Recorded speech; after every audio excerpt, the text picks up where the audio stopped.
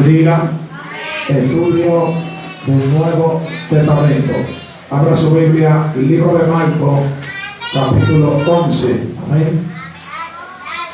Estamos llamados en el capítulo 11 del Evangelio de Marcos. El libro de Marcos, capítulo 11.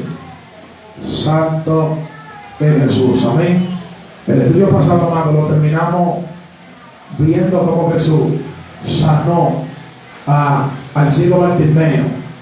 Y vimos, amado, que Jesús entra en Jericó, y cuando está saliendo de Jericó encuentra un mendigo y ciego en el camino llamado Bartimeo.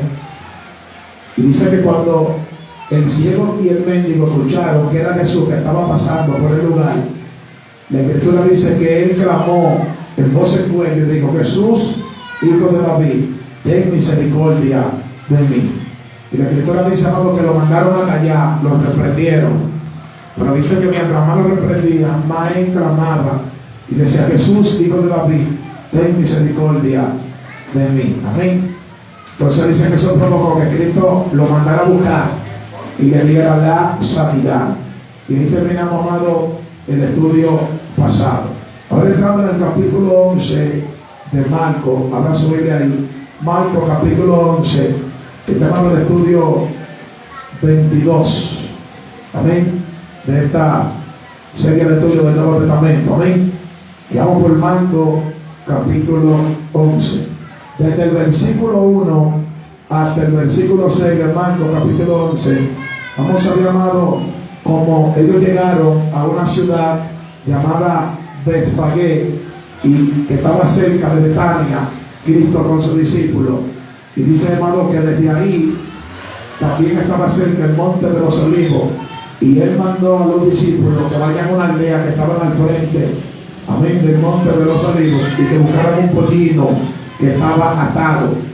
Y la Escritura dice que ese pollino no se había montado nadie en él, sino que era, amado, un uso exclusivo y un uso específico que Dios le iba a dar, aleluya, a ese pollino. O sea, Cristo que se glorificado. Entonces, amado, dice que Cristo le dijo a los discípulos: si a ustedes le preguntan por qué ustedes están desatando ese pollino, dígale que el Señor lo mandó a buscar y que lo va a devolver. Y dice la Escritura que así mismo ellos lo hicieron. Fueron a la aldea que estaba frente al monte de los Olivos, encontraron el pollino como Jesús le dijo, y cuando lo estaban desatando, la Biblia dice que le preguntaron: ¿por qué ustedes hacen eso? Y dijeron: el Señor lo mandó a buscar. Y dice que ellos se lo dieron y ellos se lo trajeron a Jesús. Vamos a leerlo. Dice el versículo 1, Marcos capítulo 11.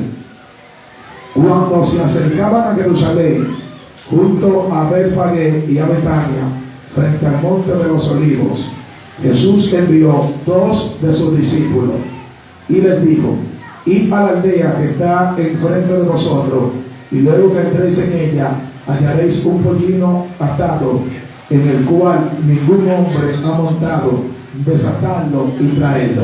Entonces vemos aquí, amado, que Jesús, antes de entrar a Jerusalén, se queda en esa ciudad de Betania y Betfagé, 2 ciudades que están al frente del monte de los Olivos. Y desde ahí Jesús dice: vayan a la aldea, 2 discípulos, vayan a la aldea que nos queda al frente, y van a encontrar un pollino que no ha sido montado por nadie, desátenlo y tráiganlo. Amén. Sabemos que Jesús le está dando, amado, órdenes contundentes a los discípulos, y Jesús aquí está demostrando su ciencia. Amén. Su ciencia, no la omnisciencia, porque Jesús todavía no tenía la omnisciencia. Me explico. La omnisciencia es un atributo de Dios, y la omnisciencia se define como que todo lo sabe.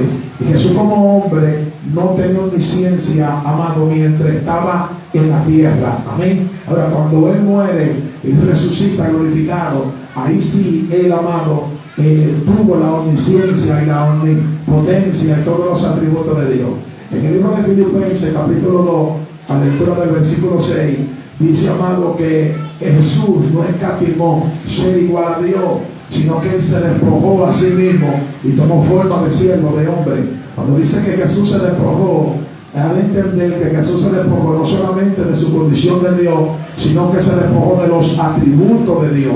Por eso Jesús tenía que orar, por eso Jesús comía, por eso Jesús se cansaba, por eso Jesús tuvo sed, y por eso Jesús tenía necesidad de ayunar, porque Él se había despojado de los atributos de un Todopoderoso. Entonces, Jesús, amado, aquí no está demostrando una omnisciencia, Él está demostrando una ciencia de Dios, amado, que es un don del Espíritu, que ahora se le atribuye a la iglesia, que es conocido como un don de ciencia. Lo tenemos en 1 Corintios capítulo 12, versículo 8. Dice que le he dado por el Espíritu a unos palabras de sabiduría, a otros palabras de ciencia. ¿Y qué palabra de ciencia? La palabra de ciencia es tú conocer las cosas. Amén. Por ejemplo, yo llamar a alguien por nombre, yo llamar a alguien por número de cédula, yo llamar a alguien por color de vehículo, dice tú parqueas tu vehículo en la esquina de tal color, eso es ciencia. Y Cristo aquí está poniendo en práctica este don de ciencia cuando le dice a los discípulos, van a encontrar un pollino atado. O sea, Cristo no lo estaba mirando el pollino, pero ya en su ciencia lo sabía. Por eso fue lo que pasó con Natanael, cuando él le dijo, Natanael, antes de que tú vinieras a mí, yo te vi debajo de la higuera. O sea, la ciencia se activó, amado, en Jesús, pero no la omnisciencia. Por eso Jesús dice que el día y la hora nadie la sabe. Y Él dice que los ángeles, ni el Hijo, escucha cómo te atención esto, Cristo dice que ni Él sabía el día ni la hora, amén, en que el Padre se iba a manifestar por medio de Él. Ahora, cuando Él muere, resucita en un cuerpo glorificado, ahí sí vino sobre Él los atributos de Dios y la omnisciencia, y ahí sí Él sabía cuándo es la hora y cuál es el día. Entonces, si yo digo, pastor, usted me dice a mi pastor, ¿Jesús sabe que es la hora? Sí, Jesús la sabe, porque ya Jesús fue resucitado y glorificado. Y cuando Él fue glorificado, dice que Dios lo exaltó, amado, no dice hasta lo sumo, como hay gente que dice, y el que Dios lo exaltó hasta lo sumo, eso no dice la Biblia, dice que Dios lo exaltó y le dio un nombre sobre todo nombre. Cuando habla de que Dios lo exaltó, cuando resucitó, es que le entregó o Él se posicionó con todas las cualidades de Dios. Entonces Jesús, sentado a la tierra del Padre, sabe el día y sabe la hora. Esto es algo muy profundo que estoy enseñando empezando el estudio, pero quiero dar a entender, amado, que Jesús no es omnisciente mientras Él estuvo aquí en la tierra. Jesús estaba operando en un don de ciencia como un hombre, como quizá opere usted, como opere yo. Cuando Él le dijo a los discípulos, amado, van a encontrar un pollino atado. Número 1, Cristo dice que el pollino está atado. Y número 2, dice que el pollino nadie lo había montado. Y esto se le conoce como don de ciencia o revelación de Dios. Amén. Hablando por revelación de Dios. Y eso se manifiesta en nosotros los hombres. Porque nosotros los hombres podemos tener un don de ciencia. Amén.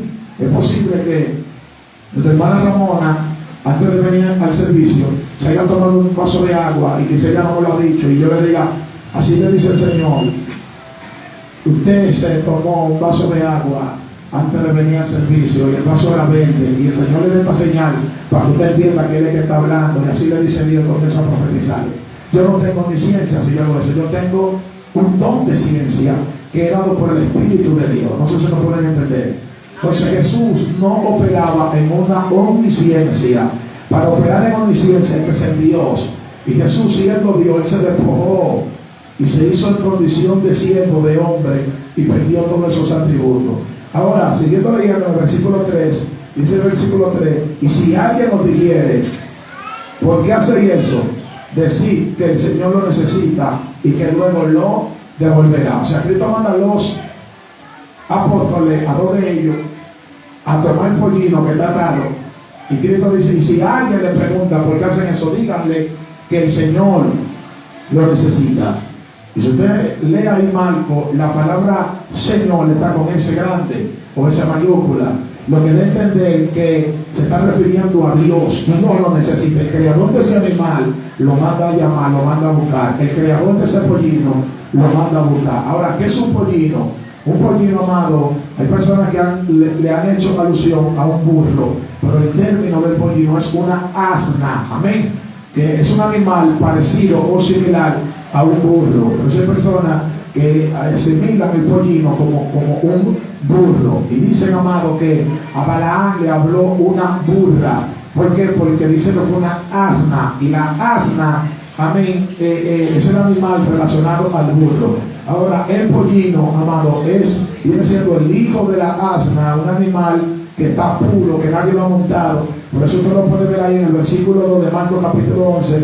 Cristo dice que ese pollino nadie se había montado, sino algo que era exclusivo para Cristo Jesús. Ahora, hay ejemplo bíblico, amado, de que las cosas que van a ser tomadas para el servicio sagrado no pueden ser usadas antes. Y si son usadas antes, deben ser ungidas. Amén. Por ejemplo, si yo compro una bocina usada para el servicio de la iglesia, yo debo ungir esa bocina. Ahora, no es lo mismo comprar una bocina nueva que nunca se ha usado, que se dedique por primera vez a la voluntad de Dios. Amén. Incluso había ofrenda en Israel que no podían ser usados esos animales para poder ofrecérselos a Jehová. Si esos animales habían arado la tierra o personas se habían montado sobre esos animales, no podían ofrecérselos. Y tenemos una cita bíblica en el libro de Números, capítulo 19, amado, a la altura del versículo 2.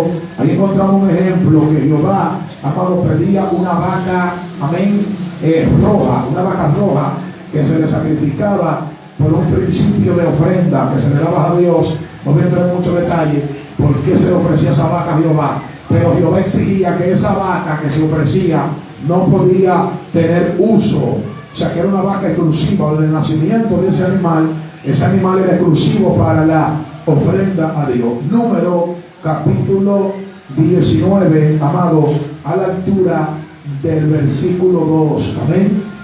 Vamos a ver este principio. Vamos a leer Número capítulo 19, versículo 2. Mira lo que dice: esta es la ordenanza de la ley que Jehová ha prescrito, diciendo: di a los hijos de Israel que te traigan una vaca alazana. Esa palabra alazana quiere decir rojiza, una vaca roja, perfecta, en la cual no haya falta, sobre la cual no se haya puesto yugo. O sea, si en la vaca se puso el yugo para trabajar, ya no podían ofrecérsela a Dios. Porque, amado, las cosas que se dedican a Dios deben ser sagradas, deben ser dedicadas para Dios. Por eso es que hay mucha gente, amado, que no saben diezmar. El diezmo, amado, es la primicia, es lo primero que usted debe sacar. Y hay gente que lo último que sacan es el diezmo. Y ese fue el problema de Caín.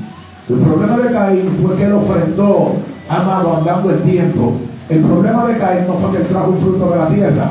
Porque la misma escritura dice en Génesis capítulo 4, escucha con atención, versículo 2, que Caín era labrador de la tierra, pero Abel era pastor de ovejas. Y nosotros le vamos a dar a Dios de lo que nosotros tenemos. Era imposible que Caín le diera una oveja a Dios cuando él lo que hacía era sembrar en la tierra. Incluso hay leyes en el libro de Levítico donde Dios recibía ofrendas de la tierra. O sea que el problema de la ofrenda de Caín no fue que él le dio un víver a Dios. No fue que él le dio una yuca, ni un plátano, no fue que él le dio una batata, ni una yautía. ¿Me pueden entender? Estoy hablando en términos dominicanos. No fue que él le dio, amado, un ají o un aguacate. El problema de Caín claramente está en el verso 3. Génesis 4:3 dice: y andando el tiempo, Caín trajo un fruto de la tierra. Esta palabra, andando el tiempo, es entender que él le dio la ofrenda cuando él quiso, no cuando Dios se la pidió. En cambio, Abel, ¿qué hizo? De los primogénitos de las ovejas, amén, de lo más gordo, de lo más perfecto, le dio la ofrenda a Jehová. Lo que debe entender, amado, que la ofrenda y el diezmo que usted vaya a sacar para Dios debe ser la primicia, lo primero. Y esto debe entender que usted tiene a Dios en primer lugar.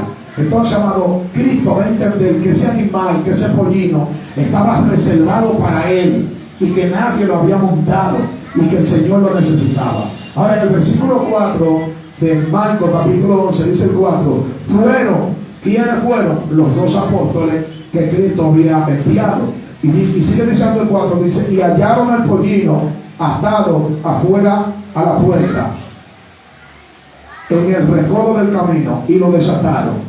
O sea, ellos fueron y se cumplió al pie de la letra la palabra que Cristo le dio. O sea, porque Cristo habló, vuelvo y repito, bajo un don de ciencia, bajo una revelación. Las palabras de Jesús no iban a caer en el vacío. Jesús dijo: vayan y van a encontrar un pollino. Ellos fueron y encontraron un pollino.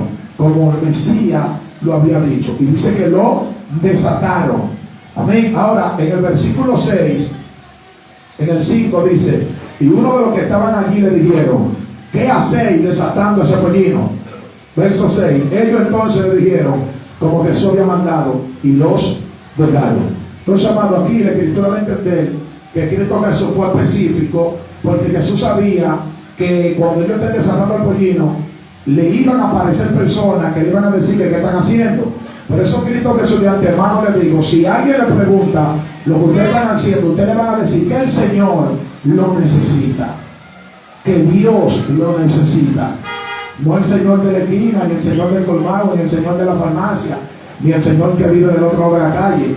Esa palabra Señor en el versículo 3 está con esa mayúscula.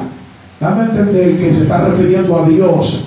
Lo que ellos le dijeron, Dios mandó a buscar ese animal. El Señor lo necesita, el Mesías lo necesita, el enviado, el unido, el Cristo lo necesita y lo devolverá. Aquí hay un principio profundo, amado, es que Cristo no se iba a quedar con ese animal. Lo que pasa era que había una palabra que tenía que cumplirse en el libro de Zacarías, capítulo 9, verso 9, que dice, he aquí tu rey viene manso, sentado sobre un pollino, sobre una arma de carga. Es decir, que Cristo, amado, demostró la humildad sobre ese animal por medio de la profecía que ya Dios había hablado a través del profeta Zacarías. Lo pueden anotar ahí. Eso es Zacarías, capítulo 9, verso 9. Entonces, amado, dice que Cristo dijo que lo iba a devolver. Y si nuestro Mesías devuelve lo que coge prestado, nosotros como creyentes también debemos devolver lo que cogemos prestado. Lamentablemente, el Evangelio ha sido blasfemado porque a veces hay creyentes que cogen prestado y no pagan. Amén. Y hay prestamistas, impíos y hasta bancos que dicen que no le van a prestar evangélico. Y claramente la Escritura dice que el impío es el que coge prestado y no paga. Según el libro de Salmo, capítulo 37. Dice que el impío coge prestado y no paga, más el justo, es decir, el cristiano, tiene misericordia y da. Entonces, un cristiano que no pague lo que tome prestado, que no devuelva, está actuando como un impío, porque es el impío que coge prestado y no paga. Ahora, amado, aquí la Escritura enseña claramente que el Mesías iba a devolver ese animal. Ahora, desde el versículo 7 hasta el versículo 11 de este mismo capítulo 11 de Marcos, vemos que luego, amado, ellos traen el pollino ante Jesús. Y cuando traen el pollino ante Jesús, ocurre algo muy profundo, y es que los apóstoles tiraron los mantos de ellos sobre el pollino. Luego Cristo se monta en el pollino, y cuando Cristo está entrando en Jerusalén, haciendo la entrada triunfal a Jerusalén, dice que no solamente los apóstoles que tiraron los mantos sobre el pollino, sino también todos los que estaban ahí tiraron los mantos sobre el piso para que el pollino pisara, y algunos que no tenían manto cortaron ramas de árboles y lo tiraron en el piso también. En cambio, otros que no tenían mantos ni tenían ramas, dice que entonaron un cántico, una alabanza, diciendo, Hosana en las alturas, bendito el que viene en el nombre del Señor. Entonces vemos, amado, que están recibiendo a Cristo aquí en Jerusalén como el Mesías. Amén. Vamos a leerlo, versículo 7. Dice el versículo 7. Y trajeron el pollino a Jesús. ¿Quiénes trajeron el pollino? Los dos apóstoles que lo habían ido a buscar. Y sigue diciendo el 7. Y echaron sobre él. ¿Sobre quién? Sobre el pollino. Sus mantos. Y se sentó sobre él. O sea, ellos tiraron los mantos, los apóstoles, o esos apóstoles, tiraron sus mantos sobre el pollino, y Cristo se sentó encima de los mantos de los apóstoles sobre el pollino. No sé si nos pueden entender. Y el manto, amado, representa lo que es el ministerio. El manto representa el llamado. El manto representa la función que Dios te da. Ahí en el libro de Primera de Reyes, capítulo 19, verso 19, dice, amado, que Elías le tira el manto a Eliseo. Y cuando le tiró el manto a Eliseo, dice que Eliseo le dijo a Elías, permite que yo me despida de mi padre y mate dos bueyes y se lo dé por comer y te seguiré. Amén. Porque el manto representa el ministerio, la delegación, el llamado, amén, la autoridad también. Entonces, en el segundo libro de Reyes, en el capítulo 2, cuando Elías es quitado de Eliseo, la Biblia dice, amado, que Eliseo le dice a Elías yo quiero una doble porción de tu espíritu. Eliseo no quería hacer, escuche, entienda. Eliseo no envidiaba lo de Elías. Eliseo nunca quiso ser como Elías. Eliseo no tenía envidia ministerial, Eliseo ministerial. Eliseo quería algo mayor. O sea, yo te honro como profeta y sé que Dios te usa, pero no quiero lo que tú tienes, quiero el doble de lo que tú tienes. Dando a entender que Eliseo no lo estaba envidiando. Eliseo quería más. Yo no quiero lo que tú tienes, yo quiero el doble. Entonces Elías le dice, cosas difíciles han pedido, pero si tú logras ver cuando yo sea quitado de ti, te será hecho. Y dice que ahí en el mismo instante vino un torbellino, lo apartó a los dos y subió Elías para el cielo. Y dice que Eliseo, viendo esto, aclamó y dijo, carro de Israel, Dios mío, carro de Israel y su gente de a caballo. Lo que carro de fuego, gente de fuego, dice Eliseo. Lo que debe entender, amado, que él vio cuando Elías fue quitador en el aire, amado, cuando Elías va subiendo, el manto se le cae, y cuando el manto cae, dice que Eliseo levanta el manto. Lo que debe entender que estaba levantando, amado, la autoridad, el ministerio. Amado, ¿y con qué fue que él partió las aguas? Con el manto de Elías.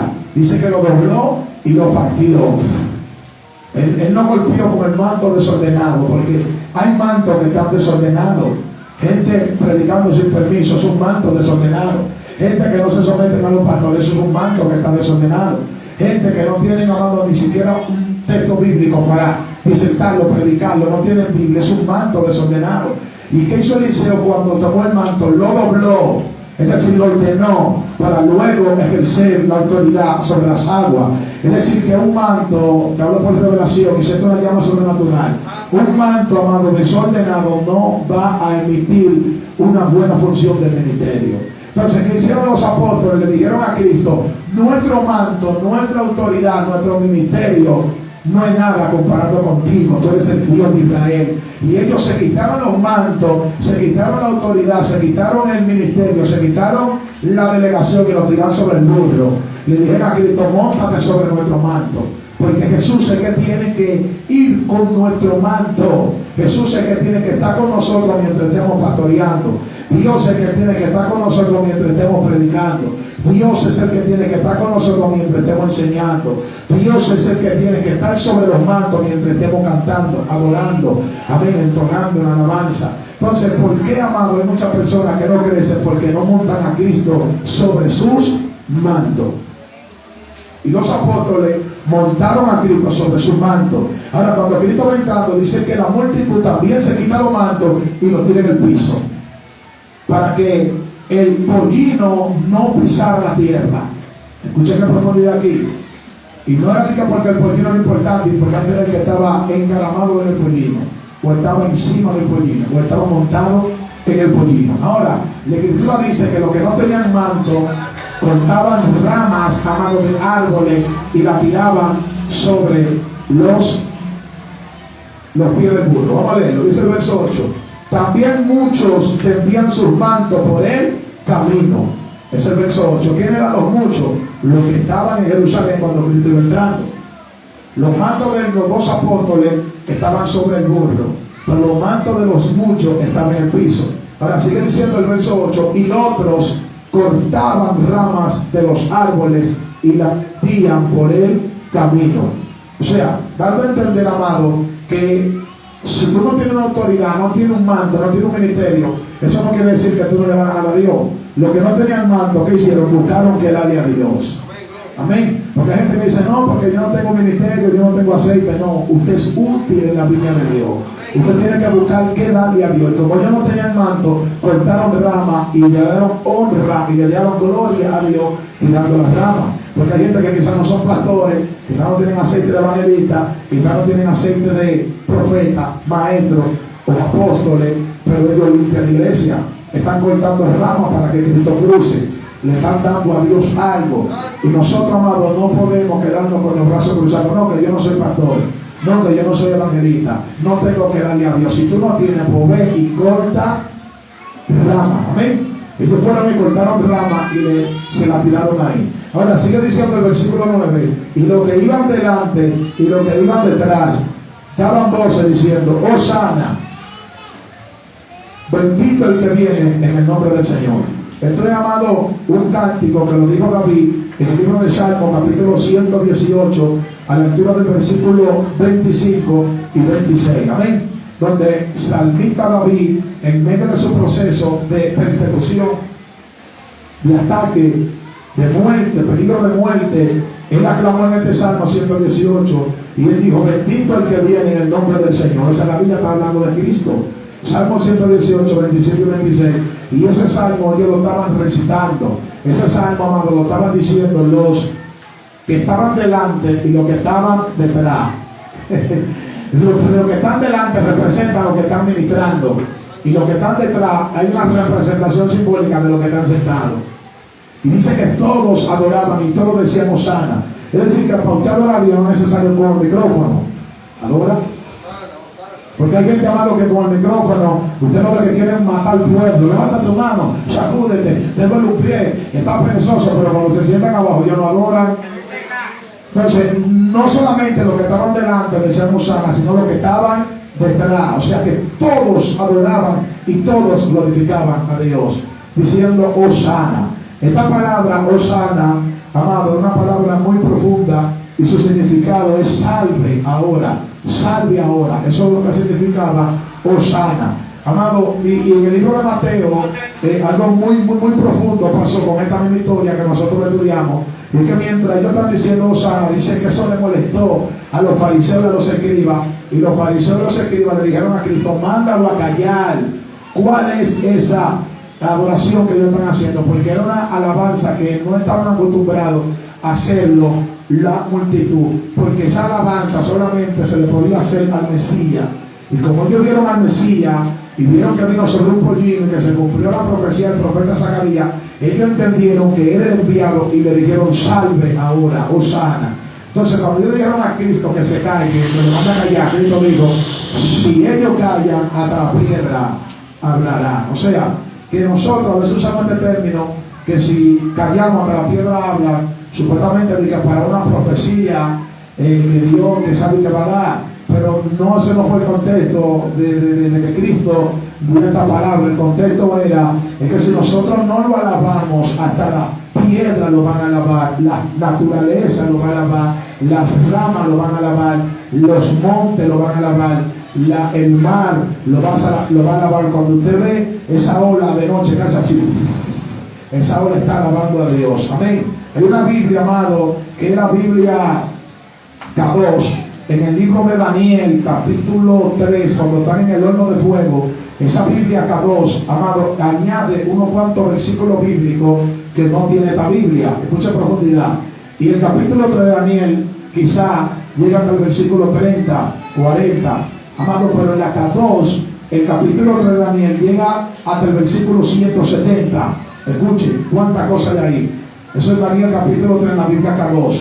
Y amado, y todos esos textos bíblicos que no están aquí en nuestra Reina Valera 1960, según la Biblia K2, es la conversación que tuvieron los tres personajes con el que estaba dentro del horno de fuego: Sadrach, Mesach y Abednego.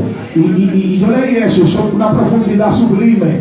Dice que el que estaba en medio de ellos, amado, como en forma como hijo de hombre, le decía a Sadrach, Mesach y Abednego: alaben a Yahweh, alaben a Dios, alaben a Jehová, alaben al Señor, como los montes. Y dice que el que estaba en medio decía: aves, alaben a Jehová, árboles, alaben a Jehová, mar, alaben a Jehová, tierra, alaben a Jehová, tiburones, alaben a Jehová, todos los animales, alaben a Jehová. Cuando usted ve, amado, un lobo que se sube, amado, ahí en esa torre o en ese lugar alto y maulla, y usted ve ese lobo que está aullando, ¿usted cree que ese lobo está aullando por aullar? Ese lobo, amado, está alabando a Dios. Mira, yo estoy enseñando y quiero quedarme tranquilo, pero siento una llama sobrenatural. Amén. Los animales alaban a Dios. Por eso Cristo le dijo a ellos: si ellos se callan, le decía Hosana, hasta la piedra alabarán, hasta la piedra hablarán. Escuchen con mucha atención eso. A Dios no le falta recurso, ni alabanza tampoco. Por eso Salmo 150, verso 6 dice: todo lo que respire, alabe a Jehová. los animales respiran, los gatos respiran y las plantas respiran también. Según los biólogos, dicen que las plantas respiran por las hojas. Las plantas también respiran, las plantas también pueden alabar a Dios. Ahora, continuando, amado, aquí, en el versículo 10, dice que Dios dice: bendito el reino de nuestro padre David, que viene. Y repitieron de nuevo la expresión: Hosana en las alturas. El verso 11: y entró Jesús en Jerusalén y en el templo, y habiendo mirado alrededor todas las cosas, como ya anochecía, se fue a Betania con los 12. Entonces, amado, ¿a dónde fue Jesús cuando entró en Jerusalén? Él no fue, amado, a una casa de alguien en específico, sino que la dirección de Jesús era el templo, dándole a entender a nosotros que nuestra dirección es la casa de Dios. Nuestra dirección es el templo, porque en el templo encontramos fortaleza, en el templo encontramos refugio, en el templo encontramos edificación, en el templo encontramos paz, en el templo encontramos descanso, en la iglesia de Dios encontramos, amado, paz. Por eso, amado, nosotros debemos estar direccionados hacia el templo. O sea, Jesús entró en Jerusalén y él fue, amado, directamente hacia el templo. Y dice que él viendo todas las cosas. ¿Cuáles cosas? Cristo veía ahí en el verso 11, amén, la multitud que lo perseguía. Él veía toda esta gente que lo perseguía, y como estaba tarde, estaba ya de noche, dice que él se fue a Betania. Amén, se fue a Betania con los 12. Ahora, en el versículo 12 hasta el versículo 14, ahí vemos que cuando Cristo sale de Jerusalén, porque ya está de noche, para que usted vea que Cristo ni siquiera se dignó en dormir en Jerusalén, porque había un pleito ahí en Jerusalén, que él había profetizado y había dicho, amado, que en Jerusalén era necesario que él muriera y padeciera mucho, amén, por los escribas. Entonces Jesús, amado, sabía que ahí en Jerusalén había una sentencia de muerte contra él, pero hasta que no llegó la hora de Jesús, Jesús se mantenía en advertencia. Por eso el proverbio dice, amado, que el advertido ve el mal y se aparta, mas los simples caen en el lazo.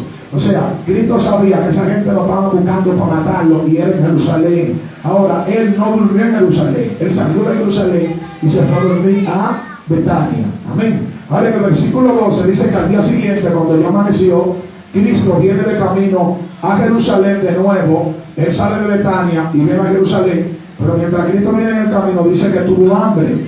Y mientras tuvo hambre, dice que en el camino de lejos vio a una mata o un árbol de higos, una higuera, y la vio llena de hojas, y dice que él se acercó a la higuera para comer fruto de la higuera, a comer higos, porque tenía hambre. Y cuando él metió la mano en ese árbol que buscó y rebuscó, no encontró fruto. Dice que Cristo maldijo la higuera, y Cristo dice que nunca más nadie coma fruto de ese árbol. Y la Escritura enseña, amado, que el árbol se secó. Amén. Porque Cristo maldijo la higuera. Vamos a leerlo, dice el verso 12. Al día siguiente, porque era de noche, Cristo se fue a dormir a Betania. Al día siguiente, dice ahí, cuando salieron de Betania, tuvo hambre. Ellos salían de Betania y iban para Jerusalén de nuevo, porque el trabajo de Cristo en Jerusalén no se había terminado. Él fue a Betania a dormir, y cuando amaneció, salió de Betania, y en el camino dice que tuvo hambre. Ahora dice el versículo 13, y viendo de lejos una higuera que tenía hojas, coma. Yo siempre cuando estoy leyendo la Biblia me paro en los puntos, me paro en la coma y me detengo ahí. Dice que cuando venía en el camino, él vio de lejos una higuera que tenía hoja, coma. ¿Por qué no dice que tenía fruto? Porque los árboles o las matas de higuera tienen un proceso diferente a los otros árboles. Me explico. ¿Cuál es el proceso de los árboles? Nace el tronco. Después del tronco tira hoja. Después de la hoja tira flores. Y cuando tengo una mata con flores, te dice viene el fruto. Después de las flores tira los frutos. Eso lo hacen la mayoría de los árboles. La higuera es diferente. La higuera tira el tronco. Después del tronco tira flores. El tronco pelado tira flores. Y después de que el tronco está pelado con las flores, tira los higos, pelado el tronco. Y por último tira las hojas. Lo que da a entender que cuando hay una mata de higuera llena de hojas, da a entender que dentro de esas hojas hay higos ocultos. Entonces, por eso Marcos dice que Cristo vio de lejos una higuera que tenía hoja. Cuando una mata de higuera tenía hoja, lo que debe entender es que estaba llena de fruto. ¿Me pueden entender? Ahora vamos a seguir leyendo. Dice el versículo 13. Fue a ver si tal vez hallaba en ella algo. O sea, fue a ver. De lejos no se podía ver fruto, había que rebuscar, porque había que entrar. Entonces, hay un prototipo aquí de apariencia. Porque hay gente que te muestra todo tipo de apariencia que son evangélicos o que son israelitas. Y por eso Pablo, hablando en la profundidad, dice: no todo el que descienda de Israel es israelita. Ahora, él en una profundidad, Pablo dice: yo soy hebreo de hebreo. Porque hay gente que dice que son hebreos, pero no, su proceder no es de los hebreos. Él dice: yo soy hebreo de hebreo. ¿Pueden entender? O sea, que él no estaba en apariencia, él sabía lo que estaba diciendo, Pablo. Entonces, la mata de higuera le hizo una apariencia a Jesús de que tenía fruto, y cuando Cristo fue, dice que él fue a ver si tal vez hallaba algo en ella. Y sigue diciendo aquí el versículo 13: pero cuando llegó a ella, se acercó, nada halló, sino hoja. Y sigue diciendo el 13, pues, dice ahí, pues no era tiempo de higo. Y si no es tiempo de higo, ¿qué tú haces con hoja? Porque si no es tiempo de higo, esa mata tiene que estar pelada. ¿No pueden entender? Si no es tiempo de higo, esa mata tiene que estar pelada seca, con flores, seca. Si tiene hoja, está diciendo que tiene higo. Por eso Jesús se acercó. Amén. Porque ella estaba diciendo que tenía higo cuando no había tiempo de higo. Tiró hoja cuando no podía tirar hoja. O sea, le dio una apariencia. Y nosotros no podemos dar apariencia de que tenemos fruto. Nosotros debemos dar fruto. Y la soga representa la justificación del hombre. Porque cuando Adán pecó y Eva, ellos hicieron una ropa de hojas de higo, de higuera. O sea, de la misma mata de higo, ellos hicieron un delantal. Eso está en Génesis capítulo 3, a la altura del versículo 6. Dice que cuando ellos comieron del árbol, los ojos se le abrieron y conocieron que estaban desnudos y tomaron hojas de higos. Oiga, la misma hoja que le presentó a Cristo una apariencia, con esa misma hoja, Adán se hizo una ropa. ¿Me pueden entender? Justificándose la autodependencia de Dios y escondiendo y justificando su falta y su pecado. Entonces dice que se hizo ¿qué? Delantal. La palabra delantal es una ropa que te cubre adelante, como los chefs de cocina que se tiran algo aquí, eso le cubre adelante para que la grasa no le ensucie, pero por atrás están desnudos. O sea, Adán y Eva estaban cubiertos por adelante, pero por atrás estaban desnudos. Y esto es tanto así que estaban desnudos, porque cuando Jehová lo llamó, en el libro de Génesis capítulo 3, a la altura del versículo 9, dice: Adán, ¿dónde estás tú? Dice que Adán le salió. En el versículo 10 del capítulo 10 dice: oí tu voz en el huerto y me escondí, porque estaba desnudo. Pero él tenía la ropa de higo, pero se sentía desnudo. Porque la justificación no limpia al hombre de pecado. Entonces nosotros, amados, no podemos mantener apariencia, porque los frutos de la higuera había que meter la mano entre todas esas hojas y rebuscar a ver si se hallaba. Y cuando Cristo se acercó, que metió mano dentro, no encontró nada, porque cualquiera se te puede tirar una ropa sacerdotal y una chalina y tú dices: Dios mío, parece un querubín. Pero cuando viene a ver, es rebelde, maltrata a su esposa, da golpe, es criticón, es chismosa, es chismoso. ¿Me pueden entender? O sea, los frutos se buscan en el interior. Los frutos no se hablan, se demuestran. ¿Me pueden entender? Entonces Cristo no halló fruto en la higuera. Y dice el versículo 14: entonces Jesús dijo a la higuera: nunca jamás coma nadie fruto de ti. La cortó. Por eso la Escritura dice, amado, en el capítulo 3 de Mateo, a la altura del versículo 10, dice Juan el Bautista: la verdad que el hacha está puesta sobre la raíz del árbol, y todo árbol que no da fruto será ¿qué? Cortado. Entonces Cristo enseña que la única razón de que alguien no dé fruto es porque está despegado de la vid.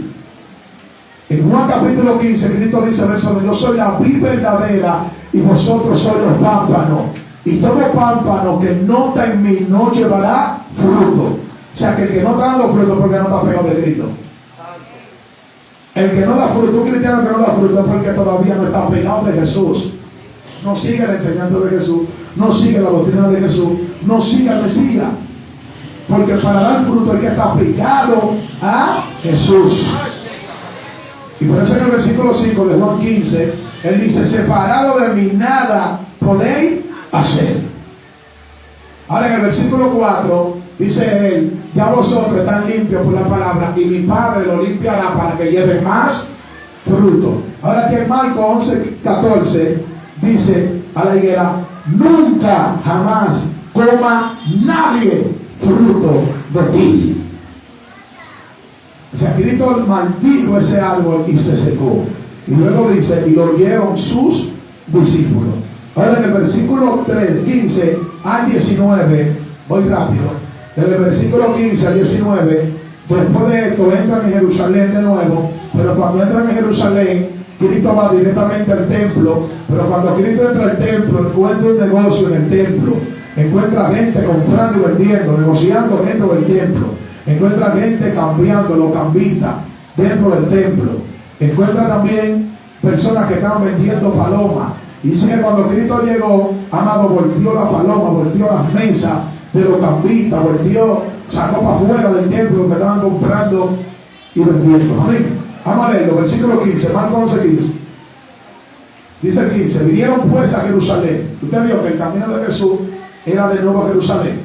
Y dice, y entrando Jesús en el templo, porque esa es la dirección de Cristo. Nuestra dirección debe ser el templo. Nuestra dirección debe ser la iglesia. Yo nunca he estado de acuerdo de que usted se quede en una casa hablando con hermanos, aunque sea de la palabra, viendo culto en la iglesia. Dios es un Dios de orden. Usted no puede hablar con esos hermanos en el tiempo que no hay servicio, que no hay culto. Mire, los judíos, amados, aunque algunos no creen en el Mesías, no creen en Jesús, pero hay muchas cosas buenas que ellos hacen y nosotros tenemos que aprender de ellos. Una de ellas es que los judíos, cuando llega la hora novena, ellos no comprometen ese horario con nadie. Llegó las 3 de la tarde y esa gente se tira a orar donde sea. Allá en Jerusalén, en Israel, a las 3 de la tarde tuve judíos en la calle, en el piso, judíos en los parques, en el piso, judíos en empresa, en el piso, de rodillas, postrados, orando, porque a donde lo agarró la hora novena, ahí ellos oraban. Porque ellos entendían que eso es una hora, entienden que eso es una hora sagrada para Dios. Entonces, aunque sea hablando de la palabra, aunque sea usted haciendo algo para Dios, usted debe tener como creyente en su mentalidad que el horario del culto a Dios, no el culto al pastor ni a los hermanos, el culto a Dios debe ser venerado por usted. Debe ser de suma importancia para usted. Y hay creyentes, no todos, que si le llegó el horario del culto, vienen hasta sin bañarse a la iglesia. Lo voy a decir por el micrófono. Se tiran un chin de perfume y vienen así sin bañarse. Porque ellos entienden que bañándose van a durar más tiempo y van a ofender a Dios llegando tarde. Pero hay gente que le da lo mismo llegar tarde a la iglesia. Y nosotros debemos adquirir esa actitud de serle fiel a Dios con los servicios. Y es tanto así que el apóstol Pablo dice que es un sacrificio. Escuche esto. Romanos 12:1 dice Pablo, hermano, os ruego, oye, le está rogando, siendo la autoridad, os ruego en el nombre de nuestro Señor Jesucristo, que presentéis vuestro cuerpo en sacrificio vivo, santo, agradable al Señor, que es nuestro culto racional. Es decir, racional, nuestro culto diario. Porque la palabra ración en términos de alimento es cuando tú le repartes a alguien lo que tú acostumbras a darle la ración que tú le das siempre. ¿Cuál es la ración? 2 libras, todos los días 2 libras, esa es tu ración. Entonces la palabra racional quiere decir que esa es la porción que le toca diario, que es nuestro culto racional, nuestro culto diario. Eso es lo que enseña Romanos 12:1. Entonces, amado, Cristo vuelve a Jerusalén y va al templo, porque esa era la dirección de Jesús. Ese era el enfoque de Jesús. Incluso cuando tenía 12 años, él le dijo a María, le dijo que duró 3 días perdido en el templo, hablando con los ancianos. María se lo quiere llevar y le dice: tú no sabes que en los negocios de mi padre me conviene estar, me es necesario estar en la casa de Dios, me es necesario. Dame a entender que ir a la iglesia es necesario. O sea, que congregarse es necesario. Estar en la casa de Dios es necesario. ¿No pueden entender? Entonces, amado, vamos a seguir leyendo. Dice ahí el 15: y entrando Jesús en el templo, comenzó a echar fuera a los que vendían y compraban en el templo. Váyanse para afuera a negociar. Negocien para afuera, vengan para afuera. Usted ve gente, amado, que dentro de las iglesias te están metiendo rifas, rifan motores, rifan abanicos, rifan carros, rifan hasta la comida, la dolca, la rifan algunas iglesias, que no es bíblico. ¿Me pueden entender? Entonces, la casa de Dios no se puede negociar. En la casa de Dios no se puede negociar. Entonces, dice que Cristo lo echó fuera del templo. Ustedes vienen a negociar, negocian afuera. Negocian afuera del templo. Lo echó fuera. Y sigue diciendo el verso: y volcó la mesa de los cambistas. O sea, había personas que cambiaban dinero en el templo. Cambiaban dinero en el templo. Había un negocio de cambio de dinero en el templo. Le llamaban los cambistas. Ahora, sigue diciendo: y la silla de los que vendían palomas. Volteó también la silla de los que vendían palomas. Ahora dice el 16: y no consentía que nadie atravesase el templo llevando utensilio alguno. Si Cristo veía que alguien venía al templo con algo raro, y eso, y esa televisión, ¿para qué te lo trae al templo? Ah, no, que se la va a vender, hermano. No metas la televisión para acá. ¿Me puede entender lo que dice? Que él no consentía que nadie entrara al templo con un utensilio alguno. Ahora, ¿qué se trae al templo? Biblia. ¿Qué se trae al templo? Un cuaderno. Usted anota. ¿Qué se trae al templo? Documentos personales, su cartera. ¿Qué se trae al templo? Celulares, porque por el templo puede comunicar, pero en el templo los celulares usted tiene que tenerlo dominado, vibrador, o en silencio, o apagado. Pero hay gente que al templo trae tablet para los niños, hay gente que para el templo trae juguetes, hay gente que para el templo trae juegos, trae muñecas, trae carros. No, al templo no se trae eso. Dice que ahí Cristo no consentía que nadie trayera algún utensilio. Y usted ve que a veces, amado, hay una unción sublime, sobrenatural, y por allá hay un muchacho con una tablet escuchando a Pepa, o a Bob Esponja, o a los Simpsons. No. Entonces, el que quiere instruir a sus hijos no puede traer esos juegos a la iglesia.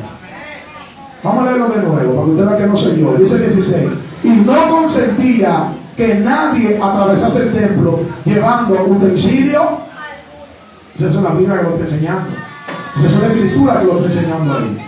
Amén. Ahora, ¿qué se trae el templo? Una mujer que tenga un niño pequeño, su leche para el niño. ¿Qué se trae al templo? Si el niño pequeño, su pamper. Son cosas necesarias. ¿Me pueden entender lo que estoy enseñando? Para los niños pequeños. Ahora dice el 17: y les enseñaba diciendo: no está escrito, mi casa será llamada casa de oración para todos los pueblos. Ahí dice naciones, pero la escritura textualmente dice que será llamada casa de oración para todos los pueblos. Escuche, no solamente para los judíos, no solamente para el que nació en Israel, para mí también, que soy dominicano, para el que esté en África, para el que esté en Venezuela, para el que esté en Brasil, para el que esté en Haití, para el que esté en China, para todos los pueblos. Amén. Entonces, yo nunca he estado de acuerdo con esa expresión de que la iglesia de haitianos, la iglesia de los coreanos. No, no hay iglesia de haitianos, no hay iglesia de coreanos. La iglesia son de Dios.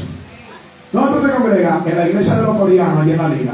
No te congregas en la iglesia de haitianos. No hay iglesia de coreanos, no hay iglesia de dominicanos, no hay iglesia de haitianos. La iglesia es la casa de Dios. Usted ve que a veces nosotros nos expresamos mal. Entonces eso está en Isaías, para lo que están anotando, capítulo 56, verso 7, que dice: mi casa será llamada casa de oración para todos los pueblos. Es para todo el mundo que tiene derecho a entrar al templo de Dios. Todos tenemos derecho a entrar para el templo de Dios. Ahora sigue diciendo el versículo 17, dice ahí para todas las naciones, pero es lo mismo, nación y pueblo, eso es lo mismo. Ahora dice el verso, ahí mismo el 17, mas vosotros la habéis hecho cueva de ladrones. Eso es otra profecía que está en el libro de Jeremías, capítulo 7, versículo 11, que Jeremías reprende contundentemente y dice: ustedes han convertido la casa de Jehová en cueva de ladrones. Porque ahí estaban los ladrones, ocultaban los ladrones, ahí era un refugio para los ladrones, cueva de ladrones. Ahora dice el 18, y lo oyeron los escribas y los principales sacerdotes, y buscaban cómo matarle, porque le tenían miedo, por cuanto todo el pueblo estaba mirado de su doctrina. Había un celo ministerial manifestado en los escribas. Le tenían miedo de que todo el pueblo abandonara el fariseísmo y abandonara la sinagoga para seguir a Jesús. A tal magnitud que cuando había alguien que seguía a Jesús, ellos lo expulsaban de la sinagoga. Cuando había alguien que seguía a Jesús, ellos lo expulsaban, lo denunciaban con nombre y apellido. Por eso, en Juan capítulo 9, cuando Cristo sanó al ciego, dice que los papás del ciego le preguntaron a ellos: ¿quién fue que lo sanó? Y ellos dijeron: yo no sé, pregúntele a él tiene edad. No era diga porque ellos no podían decirle. Explica el mismo Juan capítulo 9, porque ellos tenían temor de los fariseos que lo expulsaran de la sinagoga. Ellos no querían que lo expulsaran de la sinagoga. ¿Y por qué usted cree que Nicodemo, Juan capítulo 3, versículo 1 y versículo 2, fue a visitar a Jesús de noche? Porque no quería que lo vieran con Jesús, para que no lo sacaran de la sinagoga. Entonces, amado, dice que ellos tuvieron miedo y querían matarlo, porque cuando hay un celo ministerial, tú quieres matar que Dios está usando. Cuando hay un celo ministerial, tú atacas a la que está cantando, guiada por Dios, el que está tocando la conga por integridad con Dios, que se guarda. No, que no sabe tocar, no, que quítalo de ahí, porque si no sabe tocar también, vamos a enseñarle, pero no diga cómo quitarle, vamos a enseñarle. ¿Por qué entender lo que estoy enseñando? Entonces el celo ministerial lo que hace es que persigue los ministerios para matarlo. Por eso ellos querían matar a Jesús, porque tenían celo sobre él, porque la gente se admiraba de su doctrina.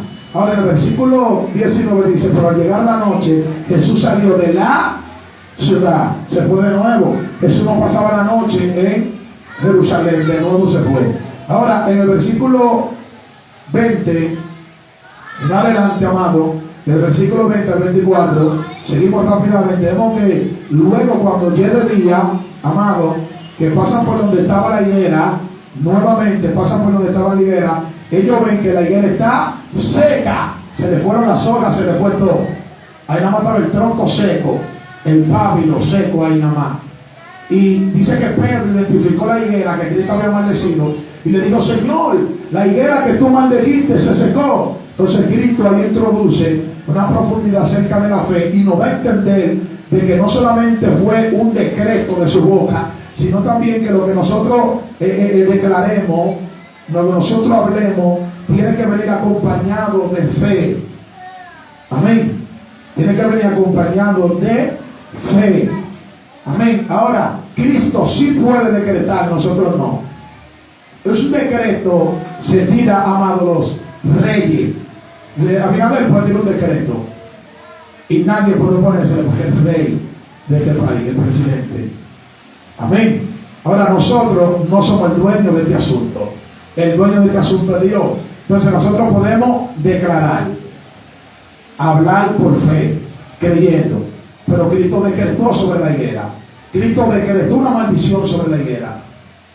Escuche esta profundidad. Usted y yo no podemos maldecir. No podemos. No, que Cristo maldijo. No. Deje eso tranquilo ahí. Él decretó eso. Pero usted y yo no podemos entrar en esa dimensión. ¿Qué dice Mateo capítulo 7, verso 21? En tu nombre le dijimos: Señor, Señor. No es todo el que diga Señor, Señor, entrará al reino de los cielos. En tu nombre hicimos milagros. En tu nombre hicimos señales. Y yo le diré: apartados de mí, malditos, al fuego eterno. Son decretos de juicios. Y él lo podía hacer Jesús y el Padre, pero ellos no. Los maldicientes, la Escritura dice, amado, que no heredarán el reino de Dios. Anótela ahí la cita, 1 Corintios capítulo 6, versos 9 y 10.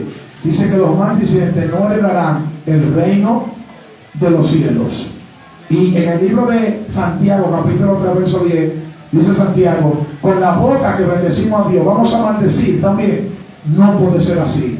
Porque dice el 11, porque una fuente no puede dar dos tipos de agua, o la da dulce o la da amarga o salada.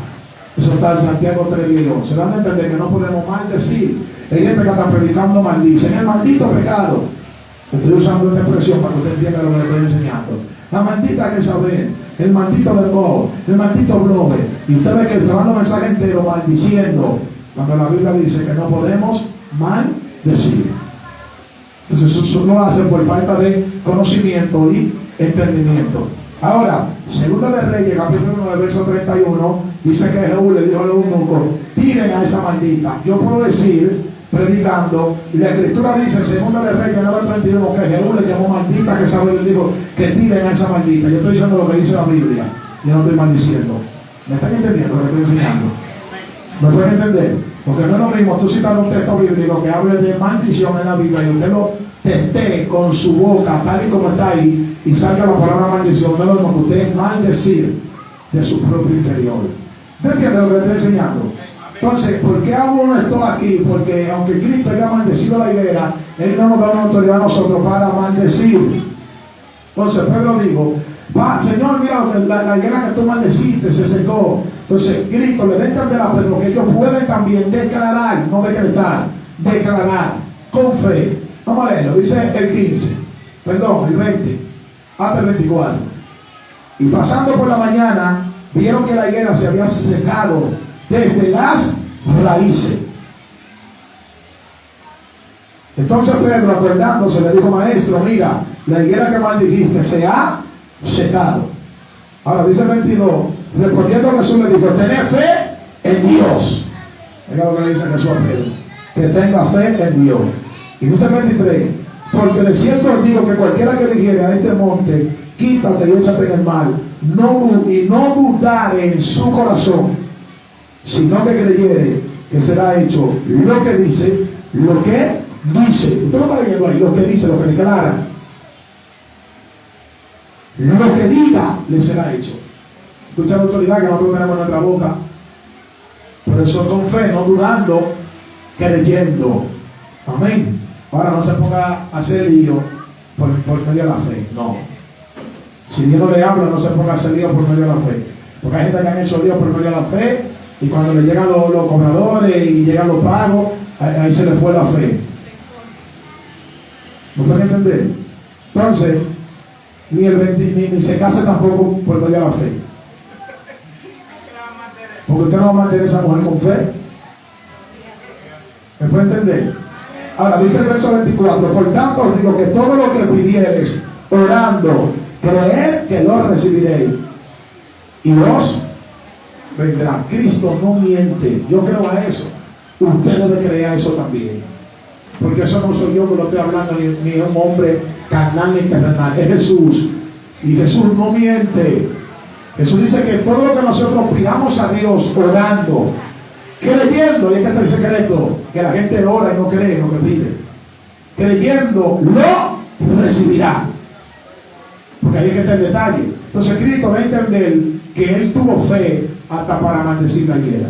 Ahora, del versículo 25 y 26, amado, vemos ahí más adelante, dice el 25, y cuando estéis orando, escuche, perdonad si tenéis algo contra alguno, para que también vuestro Padre que está en los cielos os perdone a vosotros vuestras ofensas. Porque si vosotros no perdonáis, tampoco vuestro Padre que está en los cielos os perdonará de vuestra ofensa. Para que una oración, Dios te dé lo que tú estás pidiendo, hay que hacer dos cosas. Número uno, creer. Y número dos, perdonar. Porque si tú tienes fe y crees, pero no perdonas, tienes un hermano tragado y no lo ha perdonado, no va a recibir.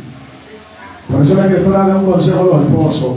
En 1 de Pedro capítulo 3 verso 7 dice, vosotros maridos, vivid con vuestras mujeres sabiamente, como a vaso el más frágil, tratándola como a coheredera de la salvación, para que vuestras oraciones no tengan estorbo. Porque cuando un hombre es áspero con una mujer, no la trata como vaso frágil, esas oraciones no llegan ni al cielo raso de la casa, mucho menos al tercer cielo. Entonces, Pablo se metió en Colosenses 3:19 y dice: vosotros maridos, amad a vuestras mujeres y no seáis ásperos con ella. Dice Colosenses 3:19. O sea que nosotros debemos tratar a las mujeres como vaso frágil.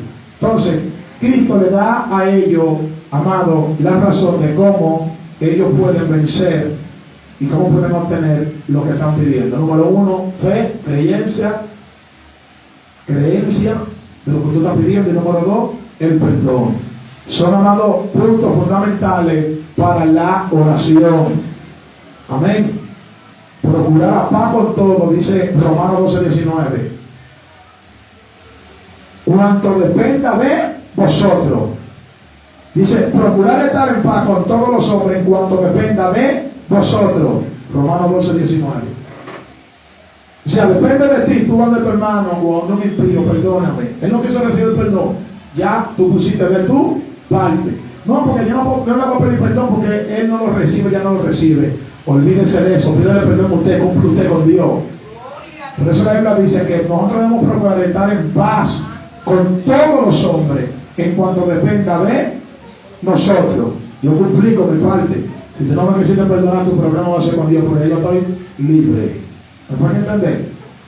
Entonces, mis santos hermanos, continuando con Marcos capítulo 11, aquí del versículo 27 hasta el versículo 33, vemos lo que es, amado, la autoridad de Jesús. Amén. Luego, amado, de que ellos vuelven de nuevo a Jerusalén, amado, ya Cristo aquí entra en Jerusalén por tercera vez. La primera vez que entró en Jerusalén fue cuando entró en el pollino. Se hizo de noche, se fue para Betania. Cuando venía para Jerusalén por segunda vez, ahí fue que maldijo Liguera. Entró a Jerusalén por segunda vez. Cuando entró por segunda vez, limpió el templo. Se hizo de noche, se fue. Ahora, Cristo vuelve de nuevo a Jerusalén por tercera vez. Pero aquí, amado, vemos a Cristo que se encuentra con una confrontación con los fariseos, los ancianos y los sacerdotes. Y le dijeron: ¿con qué autoridad tú haces estas cosas? ¿Cuáles cosas? Limpiar el templo. Porque en el templo la autoridad masiva o la autoridad mayor son los sacerdotes. Los sacerdotes, los levitas en el templo, eran los que tenían el poder. Entonces Cristo le pasó por encima a los levitas. Él podía, porque Cristo era el Dios de los levitas. ¿Amén? Pero las normas hay que sujetarlas, las modalidades normativas. Y eso es muy profundo, amado. Hasta los ángeles son muy cuidadosos, amado, para desobedecer autoridades. Y hay gente que no le presta el pulso para hablar de una autoridad eclesiástica. Y eso es muy fino y muy delicado. Incluso Pedro, en su segunda carta, en el capítulo 2, versículo 6 en adelante, Pedro dice: estos desprecian el señorío. Siempre que desprecian el señorío, desprecian a los que son señores, las autoridades. Y blasfeman de ellos y de potestades superiores, y por las que no conocen, y por las que conocen se corrompen como animales irracionales. O sea que el que no obedece a una autoridad eclesiástica es un animal irracional. Eso es lo que enseña Pedro. ¿Usted cree que el arcángel Miguel no proferió juicio de maldición contra Satanás porque Satanás sea más fuerte que él? Satanás no era más fuerte que el arcángel Miguel en poder, ni en potencia, ni en nada. El arcángel Miguel era más poderoso que Satanás, porque en Apocalipsis 12, versículo 9, hubo una lucha en el cielo y Miguel lo venció y lo tiró para afuera. No fue Dios ni siquiera movió un dedo para luchar con Satanás. Fue el arcángel Miguel, lo sacó para afuera. Y luego tuvieron la segunda batalla, pero ahora no en el cielo, sino en la tierra, por el cuerpo de Moisés, según el libro de Judas, capítulo 1, verso 9. Y dice la escritura que el arcángel Miguel no proferió juicio de maldición sobre Satanás, sino que le dijo: el Señor te reprenda. Porque Satanás se convirtió en una autoridad mayor que el arcángel Miguel. No sé si nos puede entender. Se convirtió en el Dios de este mundo. En el Dios del... ¿Pero a qué ángel se le dio esa autoridad?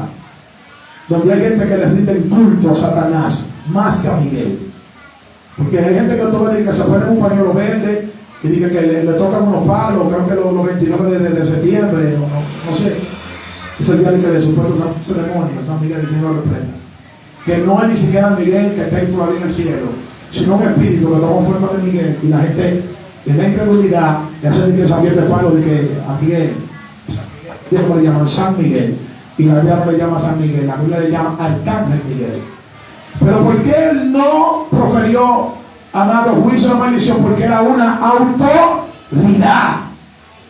Y la guerra espiritual en el cielo son guerras de autoridades. Son muy profundos. Para yo detallárselo aquí, porque quiero seguir con Marco. Pero le hablo de esto porque Cristo le pasó por encima la autoridad. ¿Por qué? Porque él estaba por encima de la autoridad, que era Dios. Porque el único que le puede pasar por encima a la autoridad es el que la pone. El que la pone la puede quitar. Por eso la Escritura dice en el libro de Daniel capítulo 4 que Dios es el que pone reyes y quita reyes. ¿Quién puede pasar por encima de Abinadel aquí en el país? Nadie. Ahora Dios sí, porque Dios fue el que lo puso. Pastor, Dios sí, Dios lo puso. La Biblia dice que Dios el que pone reyes y quita. Si Dios no hubiera querido verte ahí, Dios no permite que gane. O sea que Dios lo puso, igual que las otras naciones. Entonces, escuchen con atención esto. El único que puede pasar la autoridad es Dios. Y Jesús, siendo Dios, le pasó por encima a los sacerdotes. Los sacerdotes representaban el pastor en la iglesia. Y cuando un miembro le pasa por encima al pastor, está despreciando la autoridad. Y eso se le llama rebelión, rebeldía, obstinación, que fue lo que hizo Saúl, porque le pasó por encima a Dios, a la palabra de Dios, y a la autoridad del profeta Samuel también. Entonces, ellos le están hablando con verdad a Cristo. Le dicen, ¿con qué autoridad tú haces esto? Porque tú no puedes pasarnos por encima a nosotros. Tú no puedes pasar por encima a los sacerdotes que están aquí. Y tú sacaste gente de la iglesia, y tú volteaste la mesa, y tú no dejabas entrar a nadie con utensilio. ¿Con qué autoridad tú haces esto? Entonces a Cristo le digo, le voy a decir con qué autoridad yo lo hago. Porque Cristo entendía que él no podía pasarle por encima a la autoridad. ¿De qué ver profundidad? Escuche profundidad ahora. María era la autoridad sobre Cristo mientras Cristo tenía 12 años. Por eso en Lucas capítulo 2 dice que cuando María lo sacó del templo y le dijo, ¿por qué tú no has hecho esto a mí y a tu padre que tenemos 3 días buscándote? Entonces Cristo la confronta y le dice, o no entiende o no sabe que en la casa de mi padre me es necesario estar, me conviene estar. Y dice el versículo 53 de Lucas capítulo 2 que él se fue con María, se fue con ellos porque era necesario estar sujeto a ellos. Era un niño, tenía que estar sujeto a su mamá. Pero cuando ya Cristo creció, que creció su ministerio, que ya era adulto, que tenía como 30 años, ya no se sometía a María, ni siquiera le llamaba madre, le llamaba mujer. Escuchaban esa ciencia. Por eso cuando en Juan capítulo 2 María quiso ejercer la autoridad de madre sobre Jesús, Jesús era la autoridad por encima de María, porque María dijo que Jesús era su Salvador y su Dios. En Lucas capítulo 1 verso 40 y pico, María hizo un cántico y dijo que era su Dios, su Salvador, el que tenía en el vientre. Entonces cuando Dios se acabó el vino, Juan capítulo 2, mujer, ¿qué tienes conmigo, mujer? O sea, ¿qué tú tienes conmigo? Tú no puedes autoridad en mí. Yo soy un hombre. Ya no tengo 12 años. ¿No pueden entender? Entonces, amado, los sacerdotes eran la máxima autoridad en el templo. Nadie podía hacer lo que Cristo hizo. Y Cristo dice, yo sé que ellos son la mayor autoridad, pero yo les voy a decir a ustedes con qué autoridad yo hice esto, si ustedes me responden una pregunta. Y Cristo le dijo, ¿el bautismo de Juan de quién es? ¿De Dios o de los hombres? Y dice que dijeron, espérate, lo vamos a leer ahora, espérate, y se fue por la otra parte. Y hablan entre ellos y dijeron, si le decimos que de Dios, él va a decir que por qué no nos bautizamos. Y si decimos que de los hombres, él va a decir que estamos menospreciando a Juan y el pueblo tiene a Juan por profeta y no podemos meternos en ese lío. Vamos a decir que no sabemos. Fue ante Cristo, le dijeron, no sabemos. Y Cristo dijo, pues yo tampoco le digo de dónde viene mi autoridad. Porque lo que Cristo estaba buscando es que ellos le digan de Dios. Entonces le va a decir, pues entonces de Dios viene la autoridad. ¿Me puede entender? Vamos a leerlo. Dice el verso 27. Volvieron entonces a Jerusalén y andando por el templo. ¿A dónde fue Cristo de nuevo? Al templo. Usted está viendo, amado, las 3 veces que fue Cristo a Jerusalén fue al templo. Entonces hay gente que viene a la iglesia y de la iglesia entran, ponen la Biblia en una silla y salen a visitar al hermano. Si usted vino al templo, usted tiene que quedarse en el templo sin moverse y sin salir de su silla. Porque eso es interpretado como una irreverencia. Según el libro de Eclesiastés, capítulo 5, versículo 1 al versículo 3, lo puedo anotar, que dice Eclesiastés 5, del 1 al 3, cuando vayas a la casa de Dios, escucha con atención, acércate más para oír, y guarda tu pie, y guarda tu boca, para no moverte y no proferir palabra delante de Jehová. O sea que en la casa de Dios usted no puede tener una chercha hablando, a menos que el Espíritu Santo te toque y tú seas llenado y tú hables lengua o te sacuda y te prenda. Pero en la casa de Dios tú no puedes estar con una chercha de como mi hermano en una silla. Habacuc 20 dice: Jehová está en su templo, calle delante de él toda. Entonces, ¿por qué Iglesia te dice guarda tu pie? Porque tampoco tú puedes estar moviéndote, porque eso te interrumpe la comunión a ti, entonces interrumpe al otro también. Entonces eso es irreverencia. ¿No me entendés? Usted vaya para la iglesia, traiga su agua, traiga su toalla, traiga todo lo que usted va a traer para que después que usted entre no salga. Y hay personas que son tan temerosos de Dios que aguantan la pipí para no moverse en el templo. Dice, no, yo lo hago cuando vaya a mi casa. No es que usted lo va a aguantar, hay un baño para eso. Pero hay gente que son tan reverentes que ellos mejor se aguantan. Porque si usted se aguanta en una guagua para Neiva, para Barahona, que dura 3 horas, esa guagua no se paran hasta que usted no llega. Y si usted le dio ganas de orinar, tiene que aguantarse hasta que la guagua llegue allá. Entonces, ¿qué es muy importante? Un viaje por un campo, que el templo es más importante.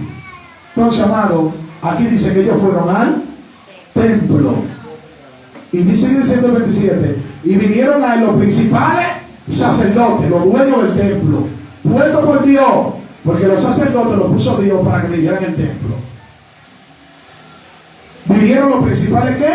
Sacerdotes, los escribas y los ancianos. El cuerpo, los escribas eran lo que, no explicárselo así. Los sacerdotes eran los pastores del templo, los que sabían. Le iban a decir a Jesús, tú no pasaste por encima de nosotros, tú estás violando autoridad. Los escribas vinieron porque los escribas eran los que tenían la palabra, la ley. Los escribas tenían la Torah ahí en la mente. Ahí. Los escribas representaban la palabra, era la Biblia que le iban a aplicar a Jesús. Le iban a aplicar la escritura. Y los ancianos eran los que juzgaban en Israel, los que destinaban de muerte o salvaban a alguien. ¿No pueden entender? Entonces, mire qué trampa le van a poner a Jesús. Ahí. Los sacerdotes testificando que él violó una autoridad en el templo, los escribas, los que tienen la escritura, y los ancianos, los que le van a emitir el juicio de que lo apedreen. Porque la ley decía, amado, que si tú no reverencias el templo, había que apedrearte y matarte en el antiguo pacto. O sea que lo que estaban buscando era matar a Jesús. Ahora dice el 28, y le dijeron, ¿con qué autoridad hace esta cosa? ¿Cuál es cosa? La que él había hecho cuando fue por segunda vez a Jerusalén, que sacó para afuera los campistas, los que venían en el templo, que volteó la mesa. Ahora, ¿quién metieron esos delincuentes en el templo? Los sacerdotes. ¿Me pueden entender? Ellos lo estaban consintiendo, porque si consentimiento de ellos, que eran la autoridad en el templo, ellos no se iban a meter a vender. ¿Cuántos me están entendiendo? Ahora sigue diciendo el 28, y ellos le dijeron, ¿con qué autoridad hace esta cosa? ¿Y quién te dio autoridad para hacer esta cosa? ¿Usted ve que había un principio de autoridad? Entonces, cuando tú pasas por encima de la autoridad, tú estás usurpando, y cuando tú usurpas, hay problemas. Le pasa como le pasó a Saúl, que fue desechado. Aún David, escucha esta profundidad, aún David, teniendo el aceite de rey, David nunca se proclamó rey mientras hubo un rey sentado en el trono de Israel. ¿Sabes cuándo David salió a reinar? Cuando muere Saúl. Cuando murió Saúl, él lloró, y cuando él lloró, segunda de Samuel capítulo 2, dice que lo ungieron como rey por segunda vez en Hebrón. Pero ya Samuel lo había ungido como rey. Y cuando muere Saúl, dice que los ancianos lo ungieron en Hebrón por segunda vez, en 2 Samuel capítulo 2. Y primero reinó en Hebrón, y después que se normalizó la muerte de Saúl, él se fue a Jerusalén, y dice que allá los ancianos de Jerusalén lo ungieron por tercera vez como rey también. O sea, David lo ungieron 3 veces como rey. Primero ungimiento, 1 Samuel capítulo 16. Segundo ungimiento, 2 Samuel capítulo 2. Y tercer ungimiento, 2 Samuel capítulo 5. El primer ungimiento fue en su casa por el profeta Samuel. El segundo ungimiento en Hebrón, y el tercer ungimiento en Israel, o en la sede de Judá. Entonces, él siempre decía: líbrame Jehová de levantar la mano contra el ungido. O sea, que Dios me haya dicho que yo soy rey.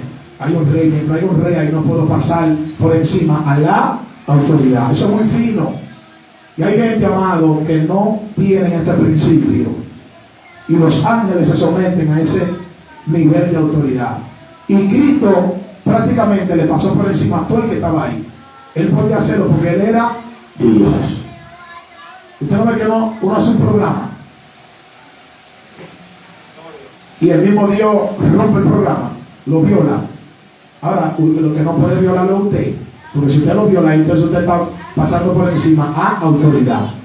Pero si el Espíritu Santo entró y violó el programa y nos fuimos en gloria, que no se predique, pero tiene que haber una evidencia de que fue Dios que lo rompió, no usted.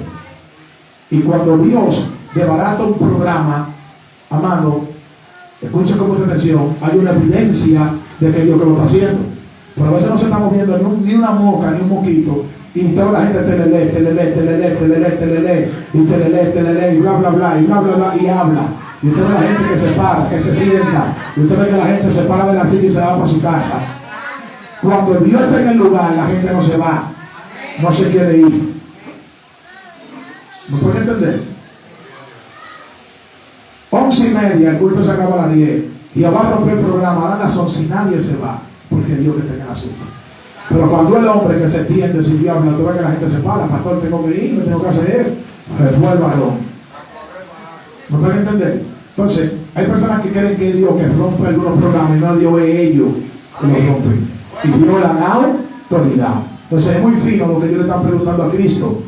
Dice: ¿con qué autoridad tú haces esta cosa? ¿O quién te dio esa autoridad? ¿Quién fue que te la dio? Tú estás pasando por encima de la autoridad. Y lo que pasaba por encima a los sacerdotes había que matarlo.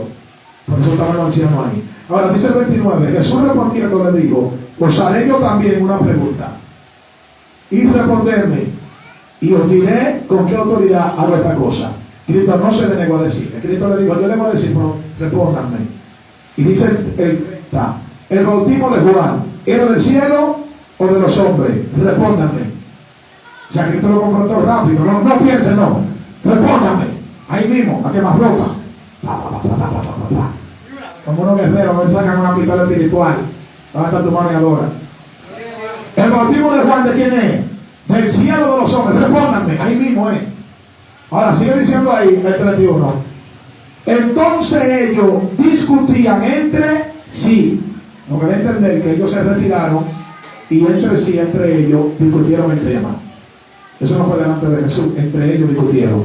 Entonces, sigue diciendo, si decimos del cielo, dirá, ¿por qué pues no le diste? Porque ellos no creyeron en el bautismo de Juan. Amén. Dice el 32, y si decimos de los hombres, pero temían al pueblo, pues todos tenían a Juan como un verdadero profeta. Y van a tener problemas. Entonces dice el 33. Sí que respondieron diciendo a Jesús: no sabemos de quién era el bautismo de Juan. No sabemos. Entonces respondiendo a Jesús le dijo: tampoco yo os digo con qué autoridad hago esta cosa. Cristo no le dijo que él no sabía. Y dijo: pero yo tampoco sé. No fue eso lo que Cristo le dijo. No, Cristo dijo: pues yo tampoco le digo. O sea, yo sé, pero no le voy a decir.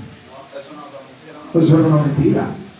Ahora, voy a hacer una mentira, si Cristo dice, no, yo no sé de dónde viene la autoridad, sabiendo del Padre que se lo está dando. Pues hay gente que se montan en un carro, chofer, o en un motor, chofer, pues mira, nada más tengo 20 pesos y tienen 300 en el otro bolsillo. Usted no puede decir que nada más tiene 20 pesos. Entonces, usted tiene que organizar su palabra como evangélico y evangélica. Ordene su palabra y diga, bueno, yo me monté en un carro ayer, la pastora y yo, y están cobrando 30 los carros. Y yo le dije, chofer, te guarda 50 pesos hasta la doble vía.